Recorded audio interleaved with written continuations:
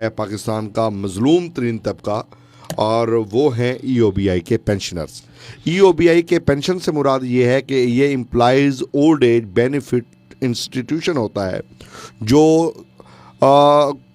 ऐसे सनती वर्कर जो प्राइवेट इदारों में काम करते हैं वो अपनी मुलाजमत के दौरान 15 साल तक कंट्रीब्यूशन देते हैं, और वो कंट्रीब्यूशन उनके अपनी तनख्वाह से दिया जाता है, और जब वो 60 साल की उम्र को पहुंचते हैं तो फिर वो रिटायर हो जाते हैं, और ज़िंदगी के उस हिस्से में जब वो करने के कुछ काबिल नहीं रहते तो फिर उनको पेंशन अदा की जाती है।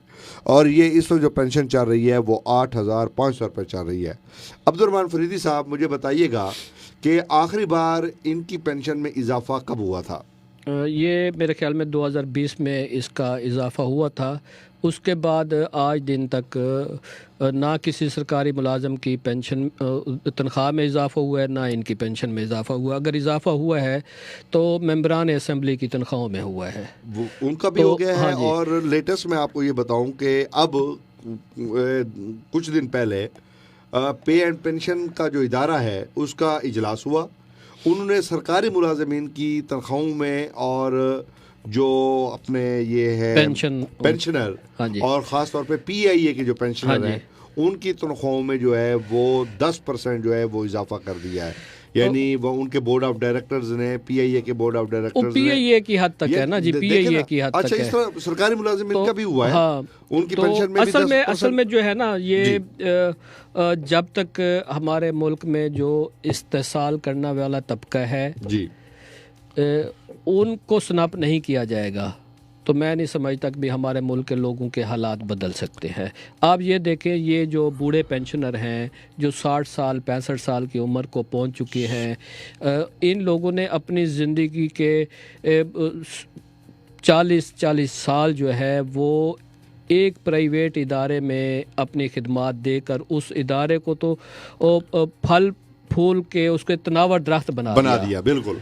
अच्छा, अब जुल्म क्या है? जुल्म ये है कि ये बूढ़े पेंशनर अपने दौरान मुलाजमत उनके तनख्वाह से इस EOBI के लिए, उनकी पेंशन के लिए उनका हिस्सा कटता था। बिल्कुल, कंट्रीब्यूशन अच्छा, कंट्रीब्यूशन वो भी करते हैं, और उस कंट्रीब्यूशन के साथ इक्वल पार्टनर जो होता है वो उस इदारे के मालकान भी होते हैं। बिल्कुल होते हैं। अच्छा, अब ये देखें ना, हमारे जो प्राइवेट इदारे हैं ये हमारे इन मुलाजमीन को अपना परमानेंट एम्प्लॉय शो ही नहीं करते।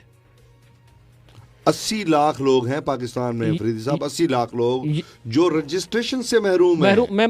मैं यही बात कह रहा हूँ ना कि जो इस्तेसाली तबका है वो तो ये मिल ओनर्स हैं, जो बड़े बड़े इंडस्ट्रियलिस्ट हैं, और ये बड़े बड़े जो कारोबारी हजरात हैं। अब ये देखें ना कि भी जिस दुकान के ऊपर 10 तक मुलाजिम अगर काम कर रहे हैं तो उन्हें अपने उस दुकान को रजिस्टर्ड कराना होगा EOBI वालों के पास, और उनको रजिस्टर भी कराना होगा और कंट्रीब्यूशन भी देना है। अब वो उन मुलाजमीन को उतने शो नहीं करते, ना वो रजिस्टर्ड होते हैं। अच्छा, ये जो हमारा इदारा है EOBI का जो इदारा है, ये सरकार का इदारा है, ये भी घर में बैठ के बस वो खा पी रहे हैं ना।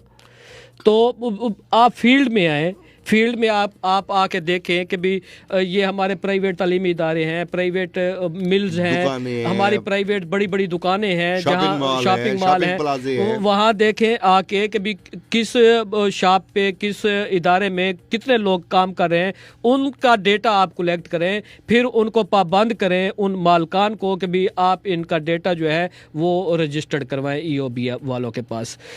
असल तो बात ये है ना कि भी हमारे इदारे जब तक मुतहरक नहीं हो गए। अच्छा, इदारे क्या मुतहरक हो? इदारों की हालत तो ये है, चलो जो लोग आपके पास रजिस्टर्ड हो चुके हैं और उनकी तादाद सिर्फ 4 लाख है, और वो बहुत कम तादाद में आपके पास मौजूद हैं, और वो अपनी उस जिंदगी के उस हिस्से में पहुंच चुके हैं जहां उनका उठना बैठना, उनका ओढ़ना बिछोड़ना वो दवाइयों के साथ होता है। और कोई फालज का मरीज है, कोई जहन का मरीज है, कोई ब्रेन हेमरेज का मरीज है, इस उम्र عمر میں بڑھاپا خود ایک سب سے بڑی بیماری ہے. سب سے بڑی بیماری ہے. آپ یہ دیکھیں نا کہ بھی آپ ان بوڑھے لوگوں کا بھی احساس نہیں کر رہے. ہماری جو ریاست مدینہ کے دعوے دار جس وزارت کے تحت یہ ادارہ چل رہا ہے, اس وزارت کے جو لوگ ہیں وہ تو بڑی بڑی تنخواہیں لے رہے ہیں. ان کی تنخواہوں کا حساب تو لگائے نا آپ. اچھا, وہ میں یہاں پر وضاحت کر دوں, ان کی تنخواہیں بھی ای او بی آئی کے ادارے سے دی جاتی ہیں. میں وہی بات کر رہا ہوں. ہاں جی. اور ایک اور بات میں آپ کو یہاں بتا دوں کہ پہلے جو قانون تھا وہ جتنے یہ پینشن یہ کنٹریبیوشن دیتے تھے اس کے مساوی گورنمنٹ نے پیسے جمع کروانے ہوتے تھے. دیکھو نا, گورنمنٹ نے پیسے بند کر دیے. ہاں جی. ان کا اپنا پیسہ ان کو جو پڑا ہے کھربوں روپے ہیں. ہاں جی. یار وہ تو ان کو فیسیلیٹیٹ کرے نا. دیکھیں نا, ریاست مدینہ کے دعوے دار جو ہے ہمارے محترم عمران احمد خان نیازی صاحب, وہ دیکھیں نا وہ بھی اب 60 سال کے اوپر تو ہو چکی ہے میرے خیال میں. تقریباً میرے خیال میں 69 کے ہو گئے ہیں شاید. تو وہ اپنی عمر کا لحاظ کرتے ہوئے ان بزرگوں کا بھی کچھ تھوڑا بہت خیال کر لیں. اب دیکھیں نا, وہ کہتے ہیں کہ میری جو تنخواہ ہے اس میں میرا گزارا نہیں ہوتا. بھئی کتنے لوگ ہیں آپ, نمبر ایک گھر میں جتنے لوگ اگر آپ ہیں تو آپ کی لاکھ روپے سے اوپر تنخواہ ہے, آپ کی 1.5 لاکھ سے بھی اوپر ہے, اس میں تو آپ کا گزارا نہیں ہو رہا. اچھا, وہ جو سرکار کے ادارہ سرکار کی رہائش گاہ ہے اس کے تو تمام اخراجات سرکاری طور پر ہیں. آپ کو تو 1 روپیہ بھی نہیں لگتا, کون سے آپ کے تو پھر بھی آپ کا گزارا نہیں ہو رہا. تو یہ 85,000 8500 روپے میں ان بزرگوں کا گزارا کیسے ہو رہا ہے؟ یہ بزرگ کیا دوائی نہیں لیتے, کیا کھانا نہیں کھاتے, کیا ان کے بچے جو ہیں وہ ان کی دیکھ بھال یہ نہیں کرتے, کیا میاں بیوی جو ہے وہ صرف پانی سے گزارا کرتے ہیں؟ آپ یہ دیکھیں نا کہ بھی اب جو پچھلے آج جو میں نے دیکھا ہے کہ مہنگائی کی جو شرح جو ہے وہ 19% سے پتہ ہے کہاں پہنچ گئی ہے؟ وہ پہنچ گئی ہے 53% تک. ایک ہفتے کا وہ جو ہے نا فگر ہے, مہنگائی کا یہ فگر ہے جو دیا ہے, یہ دیگا ان کا اپنے سرکاری اداروں کی طرف سے. ہاں, یہ بالکل گورنمنٹ کے اداروں کا فگر ہے کہ تو یہ چلو بھی یہ کسی وہ پرائیویٹ ایجنسی کا فگر نہیں ہے. 53%. ہاں جی, 53% تک مہنگائی پہنچ گیا. اچھا, یوٹیلٹی سٹور کی حالت آپ نے دیکھ لی ہے کہ وہ تمام چیزیں بڑھ گئی ہیں, ٹوتھ پیسٹ تک ہر چیز کو بڑھا دیا, ہر چیز کو اس کے ریٹ بڑھ گئے ہیں. چینی وہاں نہیں ملتی, گھی وہاں نہیں ملتا, آٹا وہاں نہیں ملتا. اور مارکیٹ کی حالت دیکھ لیں کہ اب پتہ ہے کہ بھی 1 پاؤ گھی کتنے کا ہے؟ 100 روپے کا. صحیح, 1 پاؤ گھی 100 روپے کا. اچھا, یہ 8,500 روپے میں دنیا کا کوئی معیشت دان کیا 2 میاں بیوی کے ماہانہ اخراجات 8500 روپے میں کوئی بندہ پورا کر کے دکھا دے؟ فضیل صاحب نہیں, بجلی کا بل جو نہیں دیں گے, بجلی کا بل ہے, پانی کا بل ہے, کراچی میں تو پانی کا بل بھی دیتے ہیں لوگ, بجلی کا بل ہے, گھر کا کرایہ ہے, سوئی گیس کا بل ہے, گھر کا کرایہ ہے, آنے جانے کے اخراجات ہیں, ان کے کھانے پینے کے اخراجات ہیں, ان کے سب سے جو, چلو باقی ہر چیز چھوڑ دو, دوائی تو ہے ہی ہے نا.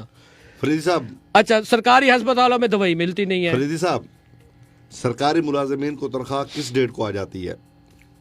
سرکاری ملازمین کی تنخواہ جو ہے ویسے تو اصولی طور پر یکم کو ان کے اکاؤنٹ میں ہونی چاہیے, آ جاتی ہے. ہاں جی, اصول ہے 31 کی رات. لیکن بینک جو ہے نا وہ بند ہو یا نہیں, وہ فراڈ بھی کرتے ہیں نا. فراڈ یہ کرتے ہیں, ان کا پیسہ وہ جو ہے نا اپنے ریزرو دکھانے کے لیے رکھ لیتے ہیں. چلو وہ 1-2 دن.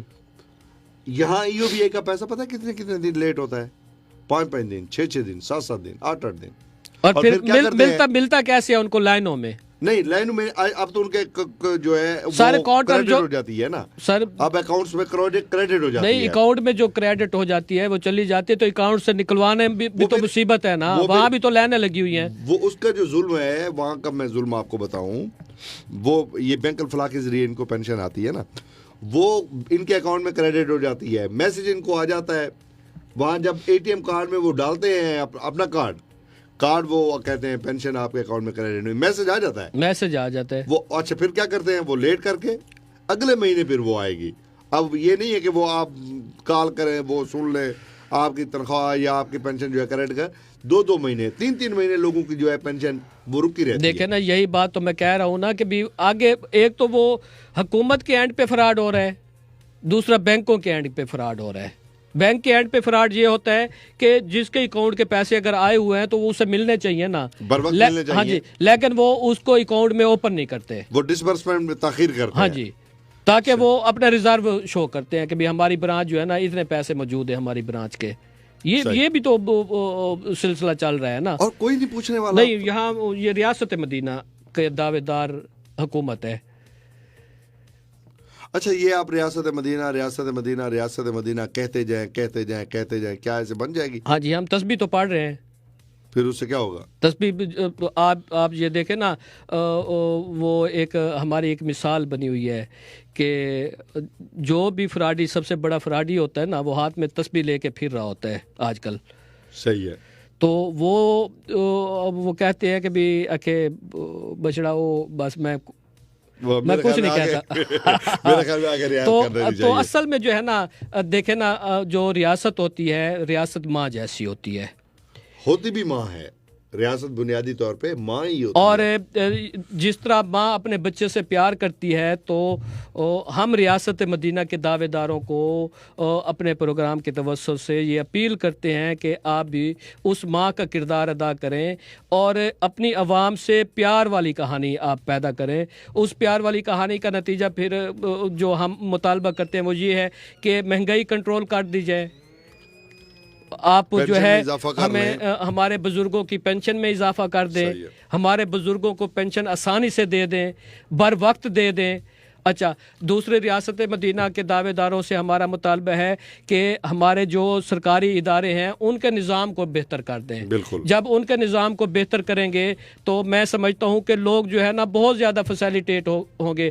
وہ آج میں ایک کالم پڑھ رہا تھا, اس میں وہ لکھا ہوا تھا کہ بھی ہمارے جو سرکاری ملازم ڈیوٹی دیتے ہیں نا, وہ ڈیوٹی دینے کے پیسے لیتے ہیں, تنخواہ لیتے ہیں, اور کام کرنے کے رشوت لیتے ہیں کام کرنے کی. صحیح. یہ بھی ایک جو ہے نا, یہ ہمارے اوپر جو ایک چھاپ لگی ہوئی ہے. اس چھاپ کو بھی ہمارے جو سربراہان مملکت ہیں انہوں نے ختم کرنا ہے. اس چھاپ کو ہمارے جو ایماندار جو ضلعی افسران ہیں انہوں نے ختم کرنا ہے. آپ یہ دیکھیں نا کہ بھئی ہمارے ڈپٹی کمشنر آفس میں پچھلے دنوں جو لٹیگیشن افیسر تھے وہ کرپشن کے الزام میں دھر لیے گئے. 4 لاکھ روپے کی. جی ہاں, جنہوں نے مختلف عدالتوں میں جا کے جو ہے نا وہ کرنی ہے, نمائندگی کرنی ہوتی تھی. کبھی وہ ہائی کورٹ میں جا رہا ہوتا تھا, کبھی کسی عدالت میں, کبھی کسی عدالت میں. وہ نمائندگی کرتے ہیں سرکار کی طرف سے, اور وہ سرکار کی طرف سے کیسی نمائندگی کر رہے ہیں کہ بھی وہ رشوت میں دھر لیے گئے. سامعین کرام, ناظرین کرام, یہ رونے کا ایک ہی مقصد ہوتا ہے کہ شاید ہماری آواز طاقتور حلقوں کے کانوں میں گونج جائے, پہنچ سکے, اور وہ اس پرسان حال صورتحال کا کوئی تجزیہ کر کے کوئی اس کی سدھار کے لیے اسباب پیدا کر دیں. کل